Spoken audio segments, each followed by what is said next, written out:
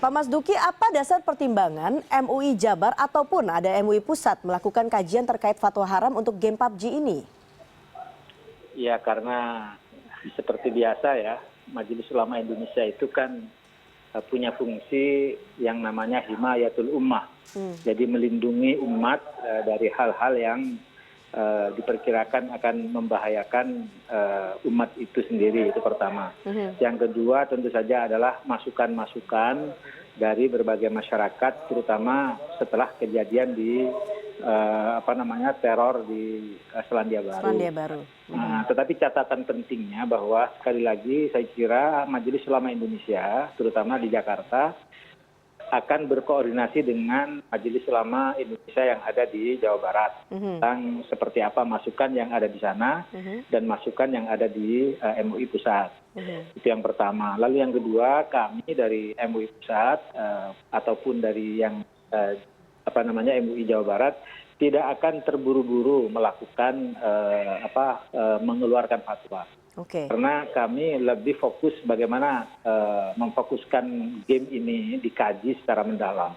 Karena setelah kita coba serap dari berbagai aspirasi, banyak sekali orang yang terhibur dengan game-game yang seperti ini, gitu kan.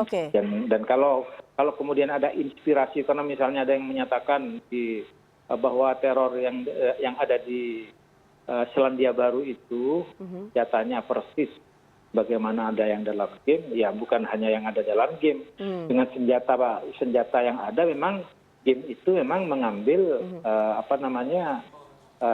persis ya, dipersiskan dengan senjata-senjata yang selama ini ada. Jadi tidak bisa kalau hanya persamaan senjata lalu jadikan alasan bahwa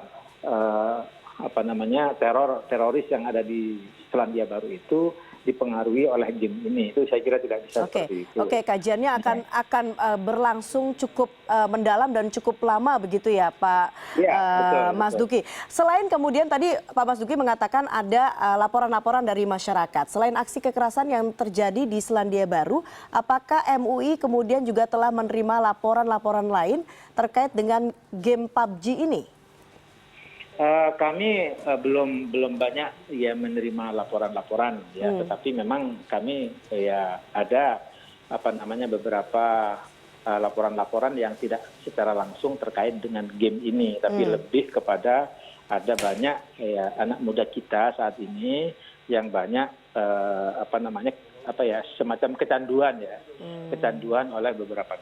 Ada semacam laporan seperti itu. Lalu kemudian menjadi ramai setelah ada kejadian di Selandia Baru, lalu kemudian ya gegerlah masyarakat dengan persoalan ini. Itu yang pertama. Yang kedua kan juga sebagaimana kita baca di berbagai media online bahwa ada kejadian misalnya di India juga sudah melarang ada permainan game seperti ini karena dianggap menyandukan kepada anak remaja dan dianggap berbahaya. Nah itu semuanya kan akan menjadi masukan buat Majelis Ulama Indonesia. Dan untuk menyaksikan video lengkapnya, klik link di bawah ini.